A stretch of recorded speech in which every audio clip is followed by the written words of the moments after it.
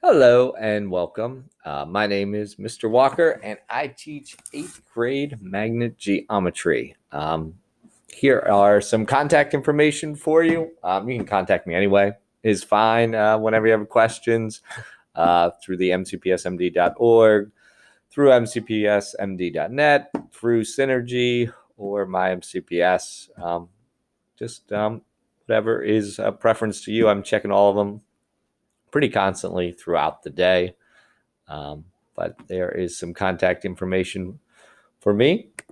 Couple of things about me. I'm sort of the elder statesman at Clemente. I have been teaching at Clemente since 1998. I've been teaching for 24 years. Right now, this year, it's been quite the experience, but I feel like I've learned a lot that I can bring back when we get back to the classroom. I have 3 children, and my wife's a teacher, so there's been 5 of us dealing with this. And needless to say, I called Comcast to up the Wi-Fi speed to start this. But looking forward to next year being back at school and teaching magnet geometry, 8th grade. Another thing is last year it sort of failed. I was training for a marathon, but then it got canceled. So had a little adversity there, but a little adversity is good. So we'll restart and train again this year. I've done some half marathons, but never actually done a full marathon. So that's what I'm looking forward to for this year. Some things about our course. Magnet geometry, we get into a lot of logic to start. So I'll start with logic problems and simple logic, and then we'll build to all the laws of logic, modus ponens, modus tollens, and we'll have a firm grasp of logic. And that goes well with some of the computer programming. And we sort of do some matching with that as they program their codes with 0 and 1 and binary codes. We look at some of the logic in math that is similar to that. After we get logic down, I feel that gives them a very firm background to get into proofs. And proofs start pretty quickly. We prove that triangles are congruent pretty early on, and there is proofs throughout the course. So that logic background is key as we go into proofs. We deal with congruence of triangles. We also deal with similarities of triangles, and we prove triangles are similar. We prove triangles are congruent.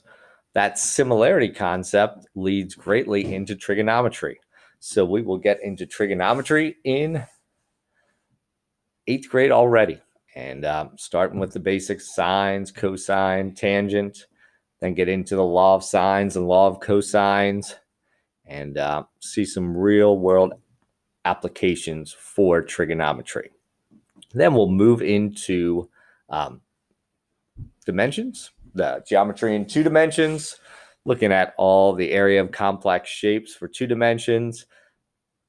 Take those 2 dimensions, look at cross sections of a 3-dimensional figure and how that 2-dimensional shape can determine things like volume and surface area for 3-dimensional shapes. So that is our 2 dimensions and 3 dimensions. For 3 dimensions, we'll find volume, we'll find surface area for all sorts of shapes, and then apply them to real life scenarios as well. Once we get through that, we do have a unit that's more algebra type based. It is ellipses, hyperbolas,